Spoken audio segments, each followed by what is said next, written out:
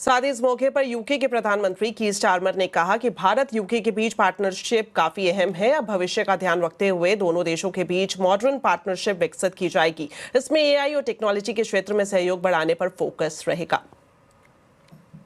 The UK and India stand side by side as global leaders in tech and innovation, and so we've also taken the opportunity to deepen our cooperation through our Technology Security Initiative, with new commitments on AI, advanced communication, defence technologies, and much, much more.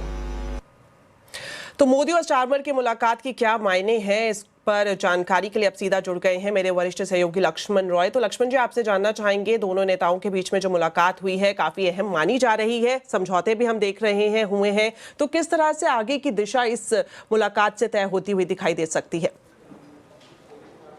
मुझे लगता है इस पूरे मुलाकात को 3 नज़रिए से काफ़ी अहम माना जा रहा है। पहली बात तो ये कि स्ट्रेटजिक तौर पर, कूटनीतिक तौर पर ये मुलाकात काफ़ी महत्वपूर्ण है, और आपने सुना होगा कि यूके के प्राइम मिनिस्टर ने कहा भी कि ये जो है सर में ताज के समान है ये रिश्ता। दूसरा कि जो कारोबारी रिश्ते हैं उसके लिहाज से भी काफ़ी महत्वपूर्ण है, और तीसरा कि भारत के बच्चे जो यूके की यूनिवर्सिटी में जाके पढ़ाई करना चाहते थे उनके लिहाज से भी काफ़ी महत्वपूर्ण है। तो शुरुआत में इसी से करना चाहूँगा। तो दरअसल इस मुलाकात के बाद जो साझा बयान जारी किया गया उसके मुताबिक यूके की 9 यूनिवर्सिटी भारत में अपना कैंपस खोलेगी, यानी आप भारत में रह के यूके की यूनिवर्सिटी में पढ़ाई कर सकेंगे और वहाँ की डिग्री ले सकेंगे। इसलिए बेहद ज़रूरी है क्योंकि दुनिया भर के जो टॉप 50 यूनिवर्सिटीज़ हैं उसमें से 8 यूनिवर्सिटी जो है यूके के हैं। एक कैंपस गुड़गांव में खुला हुआ है, वहाँ पे काफ़ी ज़्यादा उत्साह लोगों के बीच में है।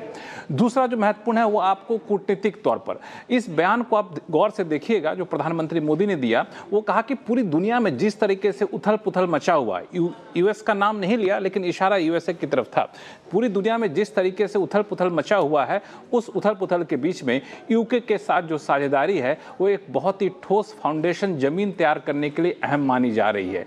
इस लिहाज से ये काफ़ी महत्वपूर्ण है। यूके के प्रधानमंत्री ने भी भारत में की दावेदारी यूके जो यूएन सिक्योरिटी काउंसिल है उसमें करने की वकालत की यहाँ पे, तो इस लिहाज से काफ़ी महत्वपूर्ण है।